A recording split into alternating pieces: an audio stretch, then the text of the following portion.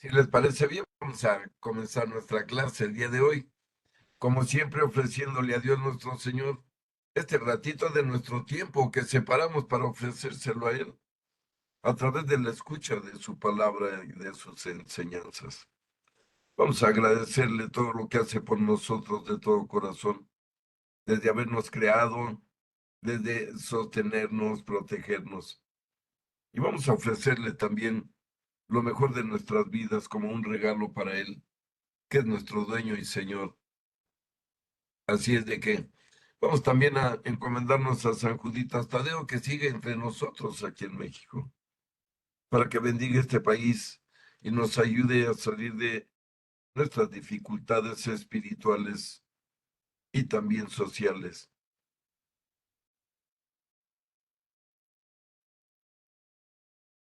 En el nombre del Padre, del Hijo, del Espíritu Santo. Amén. Padre nuestro que estás en el cielo, santificado sea tu nombre. Venga a nosotros tu reino. Hágase tu voluntad en la tierra como en el cielo. Danos hoy nuestro pan de cada día. Perdona nuestras ofensas, como también nosotros perdonamos a los que nos ofenden. No nos dejes caer en tentación, y líbranos del mal. Amén. Dios te salve María, llena eres de gracia, el Señor es contigo. Bendita eres entre todas las mujeres, y bendito es el fruto de tu vientre, Jesús. Santa María, Madre de Dios y Madre nuestra, ruega por nosotros los pecadores, ahora y en la hora de nuestra muerte. Amén. En nombre del Padre, del Hijo, del Espíritu Santo. Amén. Muy bien, amigos, pues vamos a estudiar nuestro valioso catecismo. Muy bienvenidos todos. Un gusto tenerlos aquí. De verdad que por ustedes es que hacemos todo esto. Y bien, pues vamos a retomar el estudio de nuestro catecismo.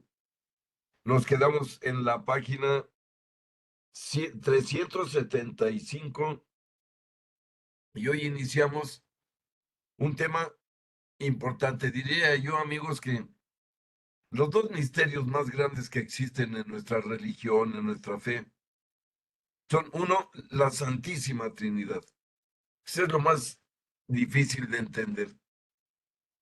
Pero otra es lo que vamos a iniciar en este momento, que es la Sagrada Eucaristía, el sacramento de la Eucaristía. Es decir, que Jesús quiso volverse pan y vino con su carne y con su sangre. Esto es de verdad impresionante. Ya lo iremos tratando de entender en la razón, aunque parezca a veces algo casi imposible. Pero una cosa debemos estar seguros al leer este tema, amigos. Es verdad, por difícil que le parezca al ser humano entender este misterio. Y no es más que un misterio de amor, para entenderlo desde el inicio. Miren, yo les recuerdo que nuestro Señor Jesús se dio todo completo. Miren, nos dio su enseñanza, nos dio su paternidad, nos dio la salvación, nos dio su evangelio, nos dio todo. Y aún así no estuvo a gusto. Quiso darse completamente. Como diciendo, hasta a mí mismo me voy a dar a ustedes, cómanme, beban mi sangre. A ese grado se ha dado el hombre Dios a nosotros los fieles. Por eso decimos que la Eucaristía es comida bajada del cielo, y esto es verdadero. Por eso hay que tener tanto respeto, tanta reverencia ante la Eucaristía. Así sea un pequeñito trocito, una migajita de una hostia, tiene el mismo valor, porque es la presencia de Dios mismo. Miren, en el Antiguo Testamento al hombre no se le permitía ni siquiera ver a Dios, porque morían por el pecado. En el Nuevo Testamento, Dios no solo se dejó ver en la persona de Jesús, no solo se dejó ver. Recuerden, amigos, también se dejó tocar. El Dios hombre fue tocado por miles de personas. Ya no era la muerte al ver y tocar a Dios. Él se acercó a nosotros, fíjense, por amor, insisto, por salvarnos. Por eso se acercó a nosotros y quiso volverse un ser humano igual que nosotros, nacer de una mujer, etcétera. Pero vamos a iniciar el tema, amigos. Es el numeral 1322 de nuestro catecismo. Y comienza el artículo tercero, el sacramento de la Eucaristía.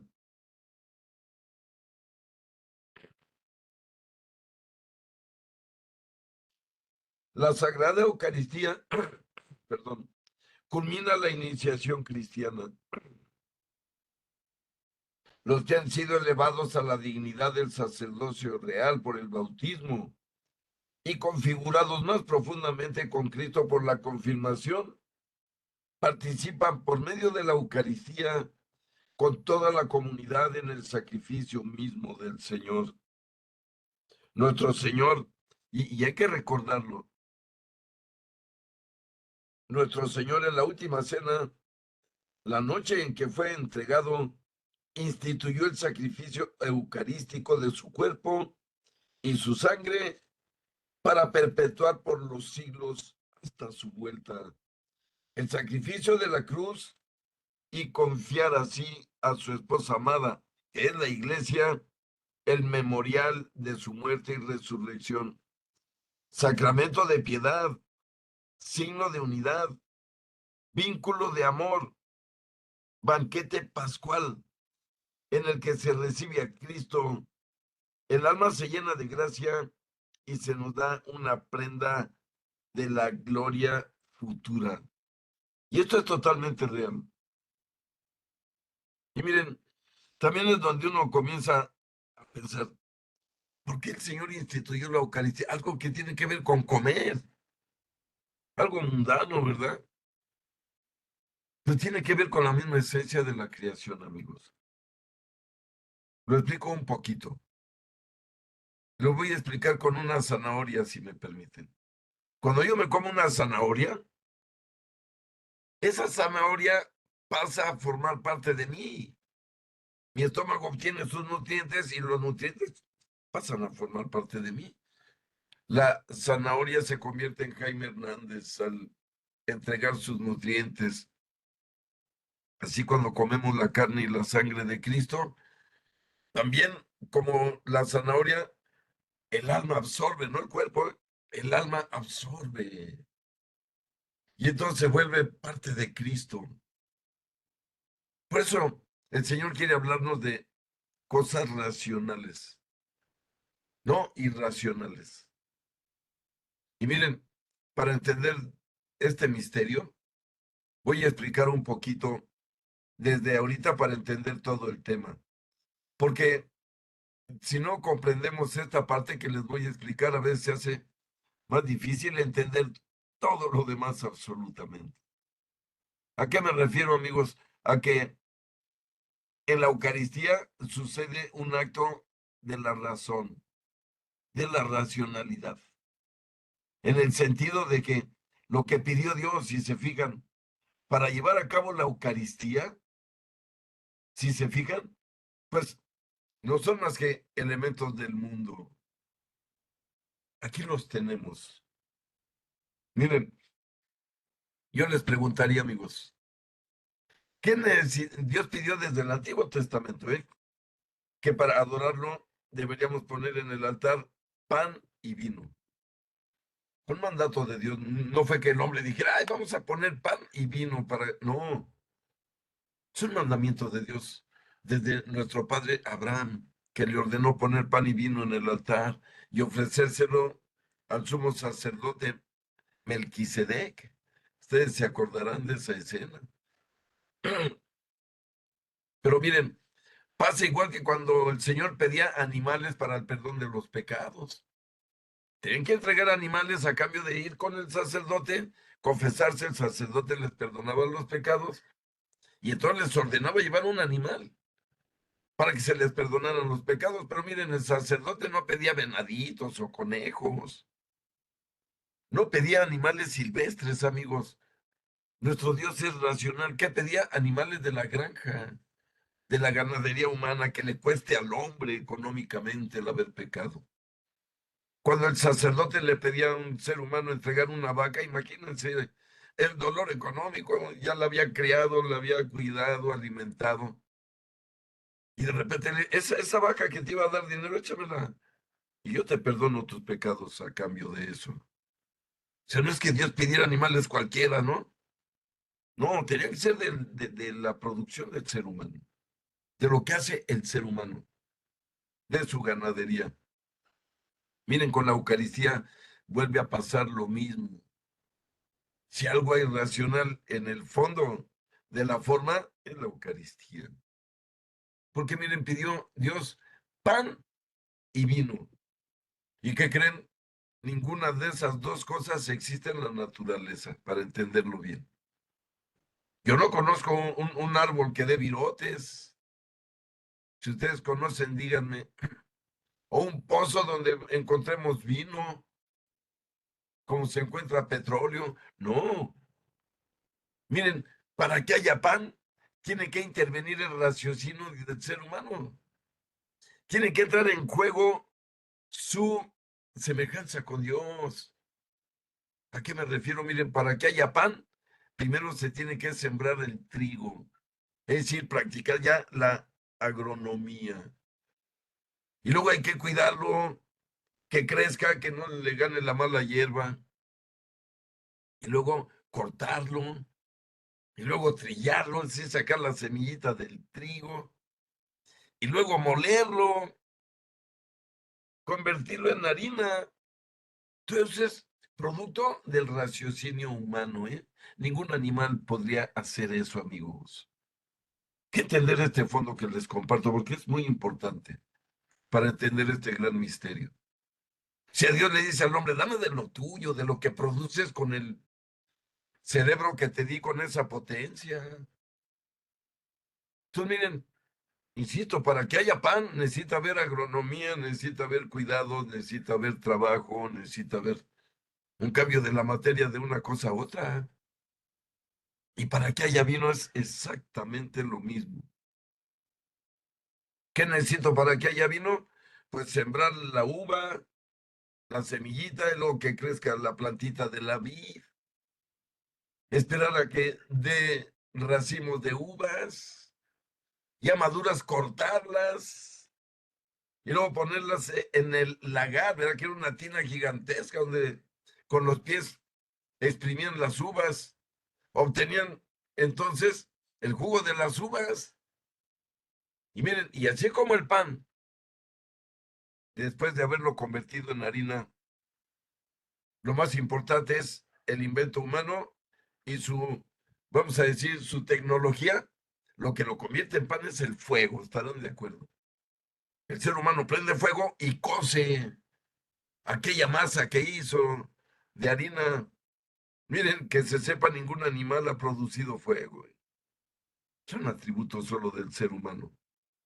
Entonces, el hombre con el fuego, que es parte de su tecnología y su semejanza con Dios, ya lo convierte en pan, como vemos en la imagen. Igual en el vino, donde ocurre el mayor avance de la tecnología al convertir las uvas en vino, ya decíamos, las exprimen, las guardan en un envase, y luego viene lo más importante, como el fuego en el pan, aquí es la fermentación. El hombre se dio cuenta que si se deja el vino reposar, fermenta. Y la fermentación produce alcohol. Miren, no hay vino de manera natural. Estas dos cosas, pan y vino, son producto del raciocinio del ser humano, de su industria. Así lo pidió Dios. Dame de lo que tú haces. Miren, así como Dios no pidió conejitos y venaditos para el sacrificio porque no le pertenecen al hombre, eso le pertenecen a Dios. También aquí Dios no pidió manzanas o plátanos, pues esos pertenecen a Dios. Hay que entender esto bien. Dios pidió cosas que hace el hombre al cambiar la materia, con lo que llamamos raciocinio, no hay otra explicación. ¿Saben cuándo va a haber un animal que produzca pan y vino? Nunca, ni se preocupen. Ese atributo es solo del ser humano.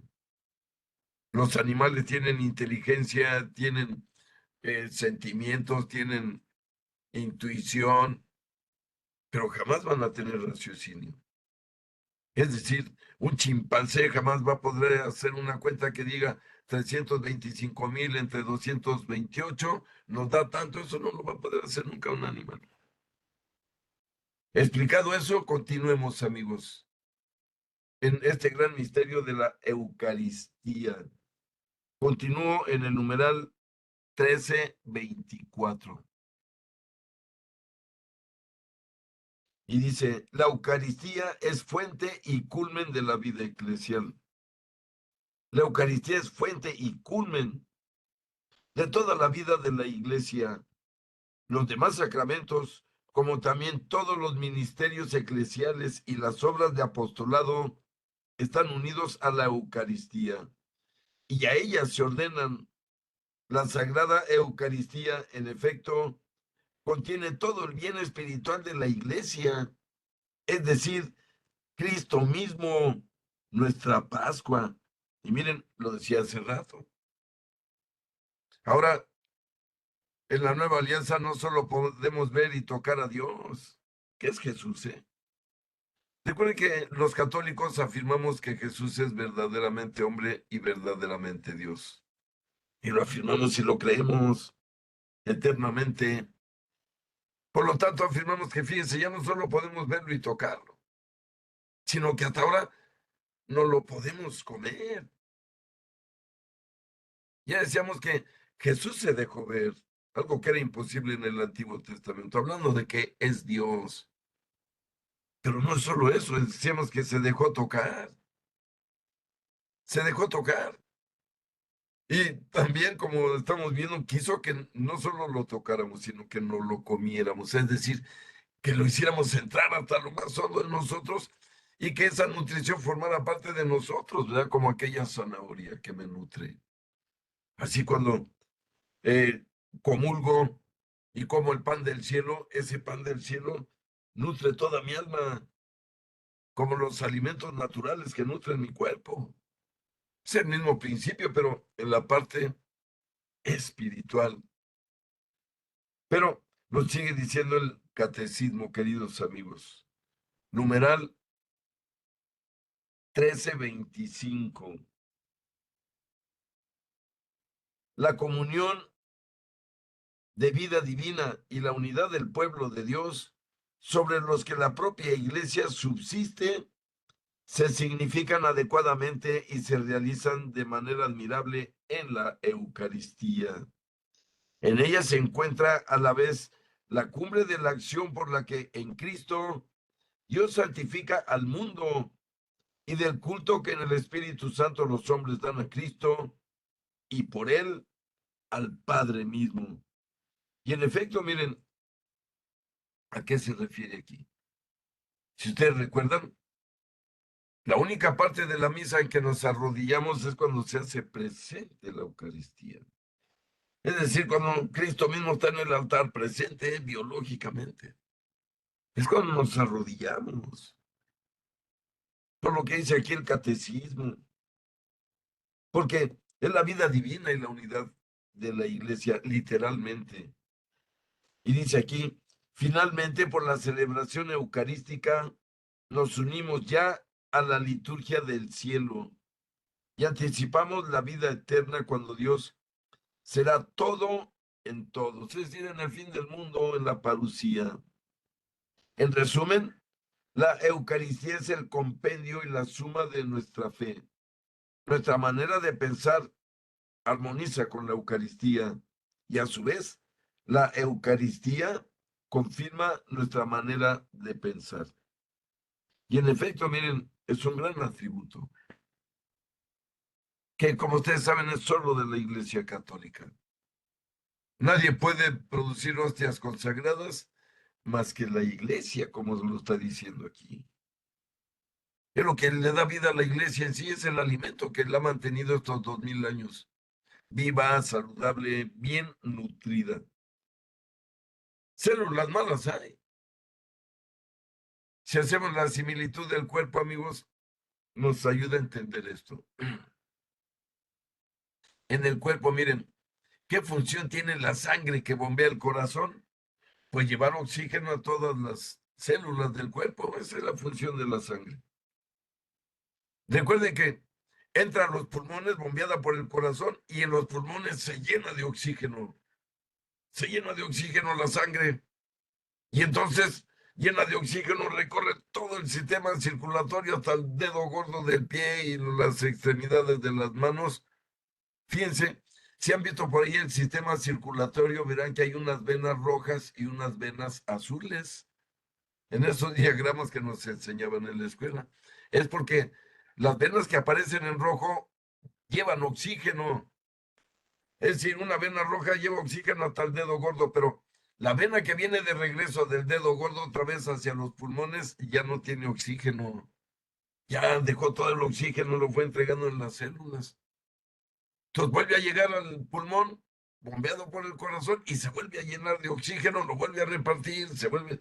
Y así pasa lo mismo con la Eucaristía.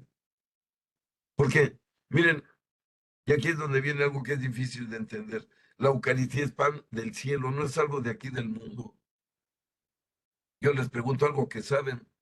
¿De dónde vino Jesús? Pues de la gloria donde ha vivido eternamente, junto con el Padre. De allá vino. Perdónenme por la expresión, ensuciarse las manos con tal de salvarnos. A soportar toda nuestra miseria, perdón por lo que voy a decir, nuestra caca. Vean cómo lo tratamos y vino a salvarnos. ¿Qué tal si hubiera venido otra cosa? Es algo muy tremendo. Y mire, todavía entendemos que en la Eucaristía se nos quiso dar todo completo, no dejar nada. ¿Qué más nos podía dar, amigos? A ver, yo les pregunto a ustedes que están escuchando esta clase. ¿Qué más nos podía dar Jesús? Nos dio todo, hasta su cuerpo lo dejó aquí. Ese es amor. A nosotros a veces nos da resquemor compartir algo, da un poco de azúcar, un poco de comida. Es la muestra de Jesús, se dio todo completamente, incluido su cuerpo, su carne, su sangre. Es donde vemos que es difícil a veces para la mente humana comprender este misterio tan grandísimo. Pero miren, vayamos al fondo etimológico de la palabra. El nombre de este sacramento, numeral 1328. La riqueza inagotable de este sacramento se expresa mediante los distintos nombres que se le dan. Cada uno de estos nombres evoca alguno de sus aspectos. Se le llama Eucaristía porque es acción de gracias. Gracias a Dios. Las palabras Eucharistein y Eulogein recuerdan las bendiciones judías que proclaman, sobre todo durante la comida, las obras de Dios, la creación, la redención y la santificación. Si es que miren, aquí encontramos, ¿qué quiere decir la palabra Eucaristía? Fácil, gracias Dios. Eso quiere decir gracias, nada más. Por eso miren, ¿por qué tenemos que ir cada domingo? Pues agradecerle a Dios. Si un domingo no vamos a darle gracias a Dios en la Eucaristía, en las gracias, estamos siendo malagradecidos. Le estamos dando la espalda a nuestro Dios tan amable, tan misericordioso. Como el pueblo judío le dio la espalda por irse atrás del mundo. No cometamos ese error. La Eucaristía es en primer lugar gracias a Dios. Oye, Señor, gracias que me dejaste tu carne y tu sangre. Porque aquí en el planetita en el que vivimos no puedo conseguir esos alimentos, es imposible. Solo los podemos obtener de ti y solo los pueden producir tus hombres sagrados, nadie más.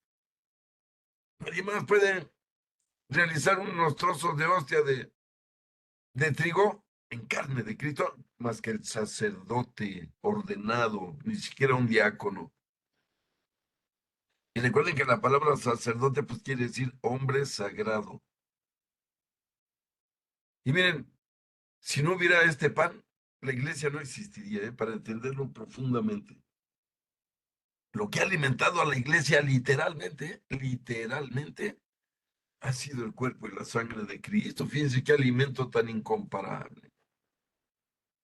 Y ha ocurrido, fíjense, ininterrumpidamente desde el Jueves Santo, cuando ocurrió el evento. Recuerden que el Jueves Santo el Señor inició todo esto de lo que estamos hablando. Ese día, amigos, el Jueves Santo, ya no se sacrificaron animales en el templo de Jerusalén, para agradar y adorar a Dios. Ese jueves Jesús dijo, ya no pongan animales en el altar, ni vacas, ni becerros, ni burros, ni pichones, ni codornices, nada de eso. Desde hoy lo que vamos a poner en el altar es mi cuerpo mismo, mi carne, la mía, mi sangre, la mía. Para que entiendan, amigos, el cambio. En la antigua alianza se ponía carne de becerros, de vacas, de toros, de borregos, de chivos. También ha notado, según el pecado del pecador era el tamaño del animal, sobre todo por su costo económico, como ya decíamos. Perdón. Al pecador le tenía que costar, le tenía que doler.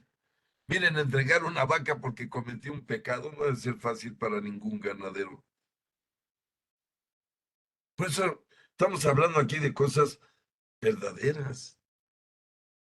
Y decíamos que solo el sacerdote puede producir un trozo de trigo en la carne de Cristo. ¿Y desde cuándo viene la ordenación sacerdotal? Desde que Jesucristo ordenó a estos primeros 12. ¿Cuándo los ordenó? En este momento que están viendo en la escena. El Jueves Santo fueron ordenados los primeros 12 sacerdotes del Nuevo Testamento, de la Nueva Alianza, que ya no tienen que ser de Leví. Fíjense qué interesante. En el Antiguo Testamento tenían que ser descendientes de Leví, todos los sacerdotes, cantores, acólitos, todos los que participaban en el templo y la adoración y el culto, tenían que ser por la sangre de la tribu de Leví. Este Jueves Santo que estamos atestiguando, ya no, dice Isaías que Dios tomará sacerdotes de todas las naciones y de todos los pueblos, y así pasó. Pero miren, ¿verdad que no ven, vean la imagen y verán que no ven chivos en el altar, o becerros, ni corderos?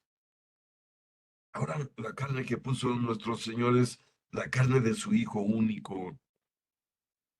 Miren, yo les pregunto de una manera racional, ¿qué carne podríamos comparar a la de Cristo para ponerla en el altar? Díganme, ¿qué carne de quién o de qué? Que sea mejor carne que la del Hijo de Dios. La de un becerro Hereford, la de un cordero bien cuidadito. No, amigos, no hay mejor carne más valiosa, más nutritiva que la del Hijo de Dios en toda la creación. Fíjense, a veces no entendemos esto bien, pero si vemos en el universo debe haber muchos planetas con vida. Ahí también se ejerce este milagro. Y en las galaxias, también ahí la carne de Cristo es la carne de Cristo y existe. Y también es lo más valioso en nuestra Vía Láctea. Aunque haya vida en varios planetas y hay animales, no vamos a encontrar una carne más valiosa, más rica que la del Hijo de Dios. En la tierra ya lo dijimos, imposible encontrar una carne mejor que la del Hijo de Dios para comer, para nutrirnos. Fíjense de lo que estoy hablando. Muchos son antropófagos, no parece que sí, pero no. Por eso, miren, el Señor nos ordenó el mismo. Recuerden que cuando llevó a cabo la Eucaristía dijo, hagan esto en recuerdo mío, no se les olvide que quiero que me coman y me beban. cada que se reúnan en mi nombre. Recuerden que es un mandamiento la misa, ¿eh? No es algo que surgió del hombre, es un mandamiento de Dios, como cuando Dios le mandó hacer el templo a Salomón, no salió del hombre a hacer un templo a Dios, ¿eh? Hombre, el templo, el ser humano andaba extraviado, el pueblo andaba entretenido en sus propias casas. Tuvo que decirles Dios, oye, ya todo el mundo tiene casa y la mía. Aquí, en cierta manera, ocurre algo parecido. Dios quiere que le demos un lugar, pero racional en nuestras vidas.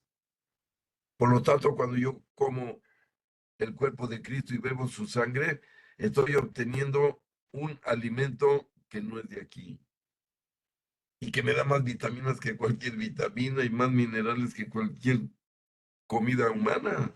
Hablan en sentido espiritual. Pero sigue diciendo el catecismo, queridos amigos, aparte de ser acción de gracias, la Eucaristía es también, fíjense qué interesante lo que nos va a decir aquí. También es el banquete del Señor, porque se trata de la cena que el Señor celebró con sus discípulos la víspera de su pasión. Hablamos del Jueves Santo y de la anticipación del banquete de bodas del Cordero en la Jerusalén celestial. Y aquí habla ya del fin del mundo, cuando la unión de Cristo con su iglesia será ya para siempre. Y es sin obstáculos, sin distractores, sin el demonio jugando ni nada de eso. Muy impresionante. Pero luego nos dice también que la Eucaristía es la fracción del pan, porque este rito propio del banquete judío fue utilizado por Jesús cuando bendecía y distribuía el pan como cabeza de familia, sobre todo en la última cena. En este gesto, los discípulos lo reconocerán después de su resurrección. Y con esta expresión, los primeros cristianos designaron sus asambleas como eucarísticas. Con él se quiere significar que todos los que comen de este único pan partido, que es Cristo, entran en comunión con él y forman un solo cuerpo en él. Miren, ya decía que es como cuando nos comemos la hostia, Cristo forma parte ya de nosotros en el alma, como la zanahoria forma parte de mi cuerpo físico y de mis músculos y de todo lo que tengo. Lo tomé de la zanahoria, digo, por no decir de todos los alimentos, ¿verdad?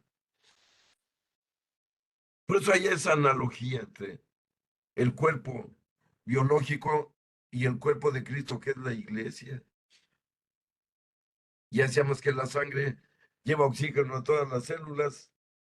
Así también, miren, la Eucaristía lleva oxígeno espiritual a todas las células que somos nosotros. Cada uno de nosotros somos una célula en el cuerpo de Cristo, que es la iglesia. Y solo nos podemos alimentar de su sangre sin de su oxígeno, para entender lo biológico. Una célula humana verdadera, biológica, no puede recibir oxígeno de otra manera que a través de la sangre. O sea, aquí pasa igual, pero en la parte espiritual. Quiero tener vida eterna, tiene que ser solo comiendo la carne y bebiendo la sangre de Cristo. Ese es el nutriente que me da la calidad de vida eterna. Y fíjense, es gratis. Es gratis. Bueno, cuesta mucho, ¿verdad? Porque hay que estar en gracia para comulgar.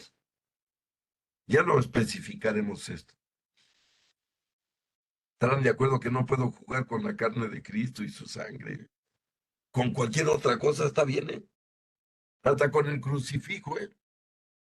Pero no con su carne y su sangre. Esto debemos entenderlo como su presencia misma. Miren, por eso cuando cae una brizna de la hostia en el suelo, hay que levantarla, no sé si sepan. Y me ha tocado ver sacerdotes que cae una pequeña gota de vino consagrado en el piso y me ha tocado verlos agacharse y levantarla con la lengua. Con la lengua toman el vino que cayó en el piso porque no es una mancha de cualquier cosa, amigos. En la sangre de Cristo no debe quedar ahí absolutamente ningún rasgo de su sangre. Igual con lo que, pues mire, por eso se debe poner, se fijan la charolita que pone el acólito, es para que las migajitas, las brindas de la comunión, estarla tomando, no caigan al piso, sino que se queden en la charola. Al final de la comunión, el acólito debe poner la charola sobre el corporal, porque ahí va Cristo en esos pequeños pedacitos milimétricos. En cada uno está Cristo completo, para que entiendan este misterio. Por eso la Eucaristía se debe tratar de manera especial. Tenemos un lugar especial para ella, como el Arca de la Alianza en su tiempo. La Eucaristía no la podíamos dejar nomás en un refrigerador o en una caja, no, ¿eh? Tiene que ser guardada en el sagrario especial para la carne y la sangre de Cristo, con llave, sin acceso, ¿eh? Y lo más valioso del templo, ¿saben qué es? El sagrario. Más valioso que el edificio y las riquezas y las obras de arte. Porque en el sagrario está Cristo mismo, insisto, a veces la mente humana se nos hace tan difícil entender esto. Pero vamos a continuar, amigos. Estamos en el numeral 329, pero donde dice que también la Eucaristía también es asamblea eucarística, es decir, sinaxis, porque la Eucaristía es celebrada en la asamblea de los fieles. Es una expresión visible de la iglesia. Y en efecto, miren, la misa, aunque la celebra un sacerdote, es para los fieles. Somos la asamblea de Dios. Recuerden que la palabra iglesia quiere decir eso, del griego. Iglesia quiere decir asamblea, pueblo. Eso quiere decir literalmente. Pues decimos, somos la iglesia, es decir, pueblo, asamblea católica, es decir, universal, esta vez tomada de todas las naciones, no solo de los judíos. Por eso, lo que dice aquí el catecismo es muy importante entenderlo en ese sentido. Somos la asamblea, somos el pueblo de Dios. Y decíamos, cuando comulgamos, es como la sangre que está yendo a las células a alimentarlas. Hay de la célula que no se acerque a la sangre a tomar su oxígeno, se muere, como en mi cuerpo. Miren, no sé si sepan, ¿eh? Pero diario, se nos mueren millones y millones de células, amigos. Y ni cuenta nos damos. Y el cuerpo no sufre, no siente. Así pasa con los malos católicos, los malos feligreses. Se mueren sin ser nutridos, pero el cuerpo ni resiente. Lo explico con un ejemplo. Miren, cuando nacemos así, la piel que está reseca y caen briznitas de algo, son células muertas, ¿eh? Que ya están ahí estorbando y el cuerpo regenera otras células, regenera otra piel.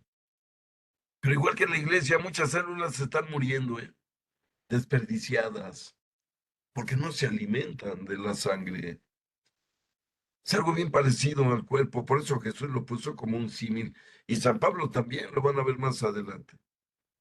Como San Pablo toma el ejemplo del cuerpo, para ponerlo como en la iglesia, ¿no? Dice, igual que en la iglesia, en el cuerpo, cada miembro de San Pablo tiene su función. Las manos son para una cosa, los pies para otra, las orejas para otra, cada uno tiene su función.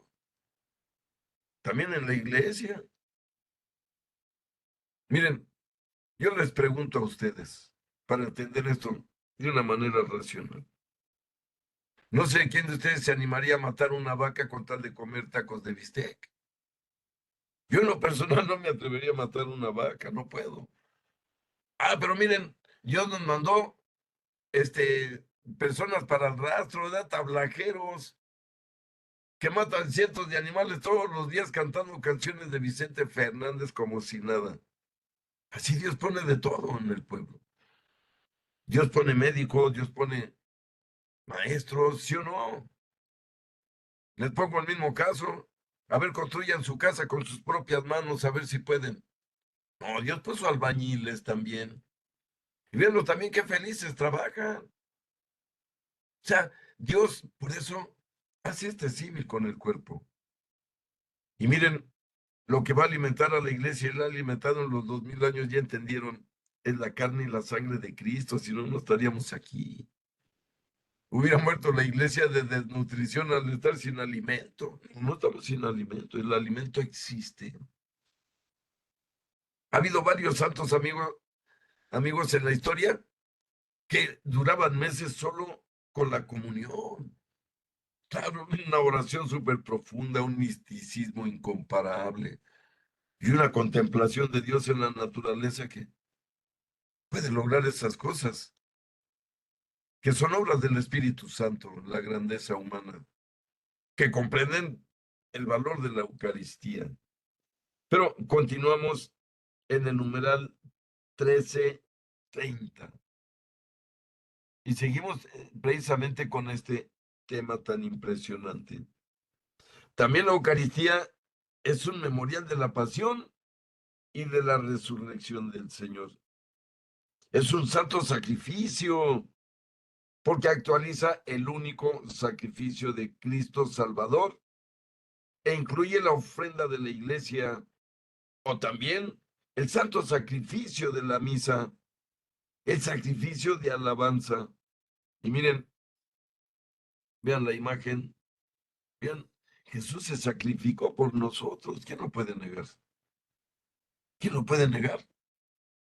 Fíjense, sin deberla, sin temerla, sin tener culpa de todos los azotes que recibió por nuestra culpa. Para él salvarnos fue un sacrificio. Por eso la misa eucarística es volverle a dar valor a su sacrificio, esta vez para salvarme. Como diciéndole, Señor, tu sacrificio no fue en vano. Esas llagas me están salvando a mí, que soy indigno. De eso habla aquí el catecismo. Precisamente. O sea, la Eucaristía es un memorial de su pasión. Y si le sumamos la palabra es, gracias, Señor, por tu sacrificio, para decirlo completo. Y decíamos que Eucaristía quiere decir gracias. Y también vemos aquí que es un memorial de su pasión, de su dolor, de sus latigazos, de las ofensas. Y entonces queda completo el asunto. En realidad, comulgar, amigos, es agradecer a Cristo, pero en la realidad, por haber sufrido tanto con tal de salvarme a mi Jaime, cada quien ponga su persona. Por eso comulgar es un regalo extraordinario que me hace formar parte del mismo cuerpo de Cristo, que es su iglesia, ya lo decíamos, que hasta lo expliqué biológicamente. Por lo tanto, como dice Hechos 13:15, es un memorial de la pasión, es un sacrificio espiritual, sacrificio puro y santo, puesto que completa y supera todos los sacrificios de la antigua alianza. Y en efecto, en la antigua alianza no vamos a encontrar un sacrificio mayor al del Hijo de Dios. Nadie sufrió como ni Abraham, ni Moisés, nadie, ni los mártires del Antiguo Testamento. ¿Por qué? Porque el mal se quiso ensañar con el Dios, no con los hombrecitos. Pero miren, el mal sabía, el demonio sabía que se estaba enfrentando a Dios y que había encontrado su final, hablo del demonio. Acuérdense que le decía a Jesús, Jesús, aléjate de mí, todavía no ha llegado mi hora, le decían los demonios, déjame en paz. Sí, claro, porque miren, dice el libro de los Hechos, cuando Pedro habló con los judíos, pues mataron al Señor de la vida, así se los dijo a los judíos. O sea, no lo mataron. Recuerden que a Jesús no lo mató nadie. Dice Jesús en Juan 10, versículos 17 y 18. Nadie me quita la vida, yo la doy porque quiero, porque tengo poder. Fíjense lo que dijo el Señor. Tengo poder para darla y tengo poder para recobrarla de nuevo. Esto quedó demostrado. Por eso la iglesia sigue aquí después de 2000 años y tantos enemigos tan brutales y mortales. Porque la resurrección fue una garantía para la iglesia para todos los tiempos. ¿Ustedes creen que Pedro se hubiera dejado matar si no hubiera visto a Cristo resucitado? No ha sucedido nunca.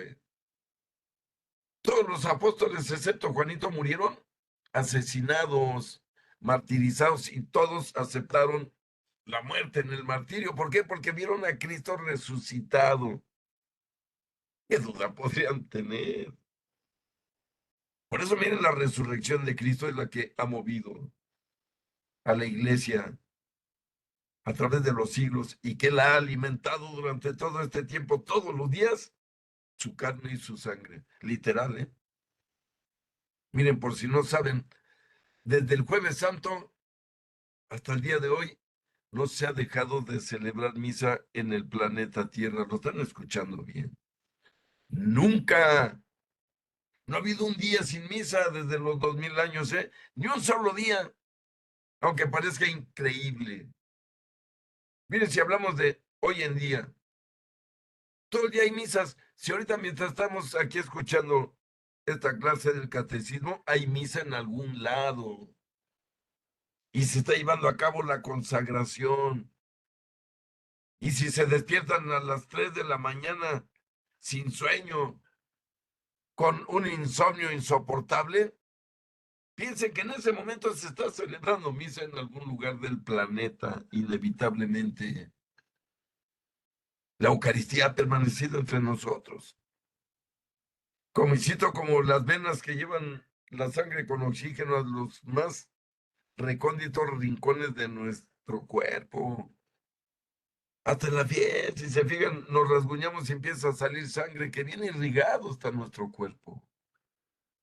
Así la sangre de Cristo tiene bien irrigado el cuerpo de la iglesia, ¿eh? Que cuando alguien comete un pecado grave, hace que la iglesia sangre. Hay que entender esto de una manera, pues, más profunda. Pero continuó la lectura en el capítulo, perdón, en el numeral 13:30. Sabemos que entonces el sacrificio de Cristo es superior a todos los de la antigua alianza, porque él sí cambió la trayectoria de la humanidad, como solo Dios puede hacerlo, solo Dios puede dominar la creación que él mismo hizo.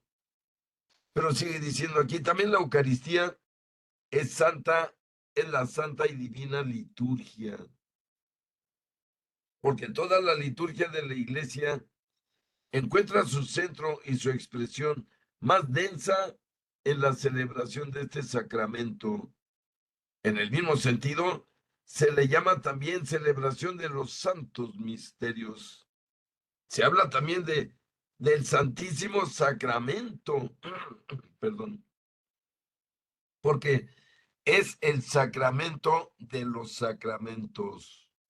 Con este nombre se designan las especies eucarísticas guardadas en el sagrario.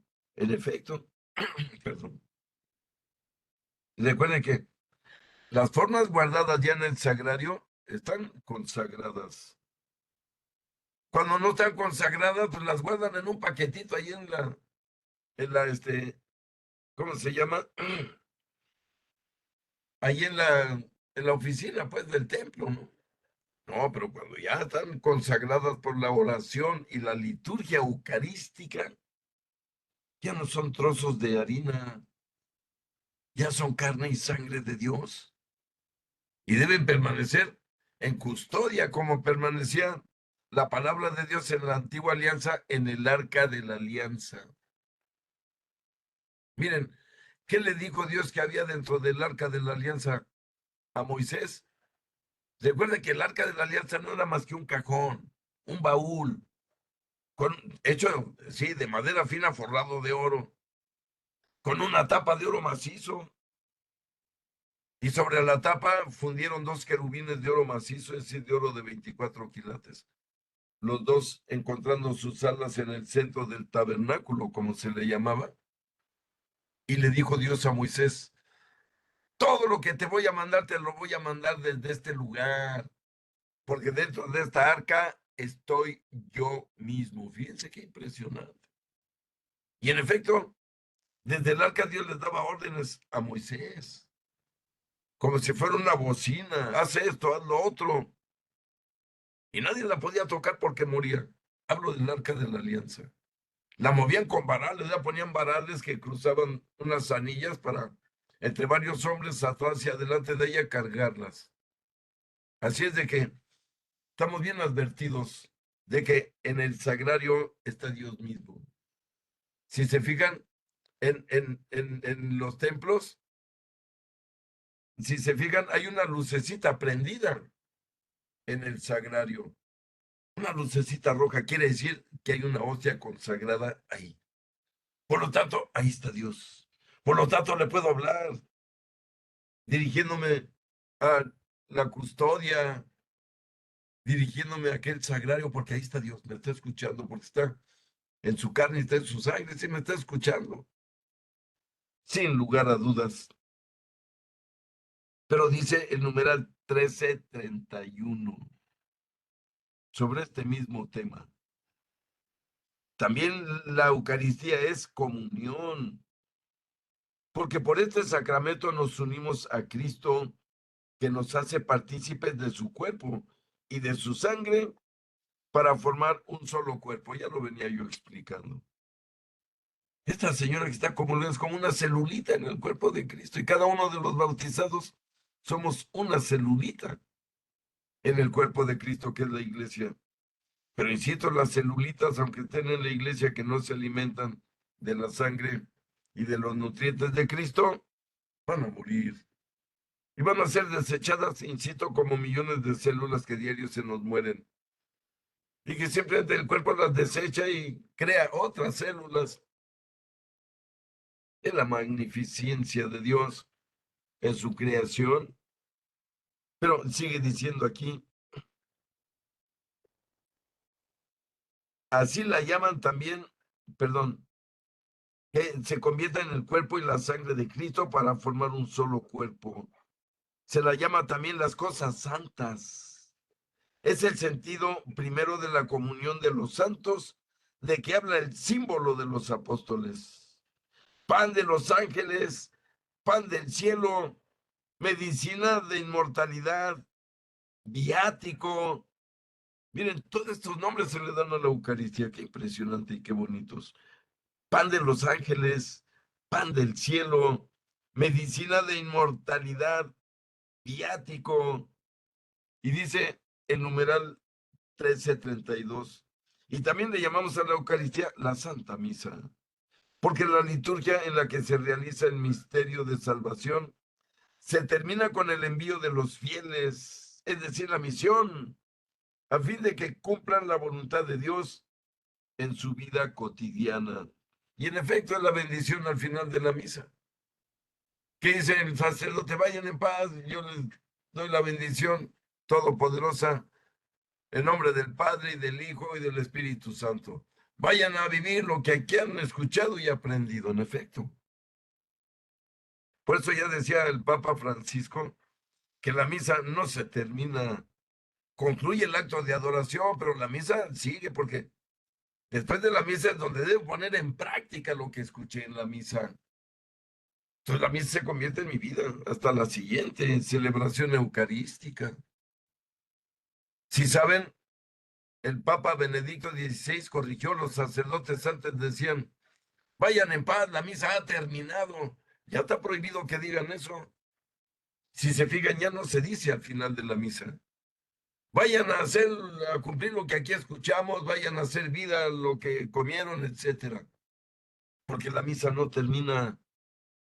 La misa verdadera comienza con la celebración eucarística y de ahí salgo ya limpio, ¿sí me doy a entender? Limpio, sin pecados, perdonado por Dios y alimentado como célula que soy del cuerpo. Hay que aprovechar esto y sacarle todo el beneficio posible, amigos. Ahí está para nosotros. ¿Qué debemos hacer? Sacrificar nuestra vida mundana, porque no puedo comulgar si estoy en pecado. Si vivo dándole la espalda a Dios, no puedo comulgar, porque si lo hago, lo que me puede llegar es la muerte. Hablaremos de esto en nuestra próxima clase. Solo recuerdo que San Pablo nos advierte que no debemos comulgar si no estamos en gracia, porque dice, muchos han quedado enfermos y nadie los puede curar, y no pocos han muerto por esa osadía. Hay que comulgar siempre estando en gracia, porque lo que vamos a comer es la carne y la sangre de Cristo, vuelvo a insistir, no es cualquier cosa. Por lo tanto, hay que entender este gran misterio y sacarle el mayor provecho, porque aunque no lo entendamos cabalmente, es una realidad. Así de que, queridos amigos, por hoy ahí le vamos a dejar para continuar el próximo lunes con este tema tan apasionante, que como ya lo leímos es el centro, es desde donde comemos, todos, desde el Papa hasta el primero que ya está listo para comulgar, todos como células nos alimentamos de esta carne y de esta sangre. Hay que tratar, amigos, de no quedar fuera de la circulación de las venas que alimenta el Señor en su iglesia. A lo mejor distraídos por el mundo y sus lujos y el dinero y las cosas que inventa el hombre que distraen. Hombre, nuestro futuro, amigos, no está aquí en el planeta, convénzanse. Nuestro futuro está en el cielo, que no es un planeta, sino la casa del Padre, donde viven felices muchos millones que aprendieron y ejecutaron lo que nosotros estamos aprendiendo. Pero por hoy vamos a darle muchas gracias a Dios nuestro Señor, que nos quiere tanto. Mira, estaba leyendo el libro de Jeremías, donde el profeta se admira. Dice, ¿por qué, Señor? ¿Por qué? O sea, ¿cuál es el motivo, Padre, de que amas tanto este planetita que llamamos Tierra? Si es que está por ahí en un rincón de la galaxia, estoy pasando las imágenes. Y esa galaxia está en un cúmulo de galaxias, ya se pierde. Y esas galaxias forman parte del universo incomprensible. Fíjense, pero hasta el último rincón de la creación es válido lo que acabamos de leer, amigos. Dios nuestro Señor rige todo y como decimos, ¿cómo es posible que siendo el universo tan infinito, tan inmenso, el Señor se preocupe tanto por este planetita insignificante? Y nos sigue avisando, se sigue preocupando y nos sigue diciendo, van mal, corrijan, cuidado, los amo mucho y quiero que todos se salven. Miren, aquí es donde Santo Tomás de Aquino dijo, no entiendo por qué Dios ama tanto este planeta siendo nosotros tan perversos y tan ingratos y malagradecidos con él, pero Dios nos ama, ¿eh? Es algo que entenderemos tal vez si Dios nos lo permite y nos deja entrar a su casa para siempre. Por hoy vamos a darle muchas gracias por cuidarnos, por crearnos, por alimentarnos y por sostenernos. Y también vamos a ofrecerle nosotros, creo que se lo merece, que seamos células de su cuerpo bien sanas, bien alimentadas, lejos del pecado y del mundo, que nos dijo Jesús, ustedes no son del mundo, para que se embarren con el mundo, como yo no soy del mundo, dijo Jesús. Vamos a hacer un esfuerzo y agradar a nuestro Dios. En nombre del Padre, del Hijo, del Espíritu Santo. Amén. Padre nuestro que estás en el cielo, santificado sea tu nombre. Venga a nosotros tu reino. Hágase tu voluntad en la tierra como en el cielo. Danos hoy nuestro pan de cada día. Perdona nuestras ofensas, como también nosotros perdonamos a los que nos ofenden. No nos dejes caer en tentación y líbranos del mal. Amén. Dios te salve María, llena eres de gracia, el Señor es contigo. Bendita eres entre todas las mujeres y bendito es el fruto de tu vientre, Jesús. Santa María, Madre de Dios y Madre nuestra, ruega por nosotros los pecadores, ahora y en la hora de nuestra muerte. Amén. Dulce Madre, no te alejes, tu vista de nosotros no apartes. Ven con nosotros a todas partes y solo nunca nos dejes. Ya que nos proteges tanto como verdadera madre, haz que nos bendiga el Padre, el Hijo y el Espíritu Santo. Amén. Y vamos a encomendarnos a San Judas Tadeo, que sigue todavía aquí en México, para que nos ayude y nos socorra para seguir cabalmente a su primo hermano Jesús. Querido San Judas Tadeo, ruega por nosotros y por México. Muy bien, queridos amigos, pues muchas gracias a todos. Dios los bendiga, los acompañe y los cuide de todo mal. Los quiero mucho y nos vemos el próximo lunes. Hasta entonces, muchísimas gracias. Buenas noches a todos. A ustedes, Gracias. abrazos a sus familias. Gracias, Gracias. maestro. Buenas noches a todos. Bendiciones a todos y sus familias. Muchas gracias. Nos vemos, Gracias. Jaime. Gracias. Nos vemos, Juanito, todos, gracias.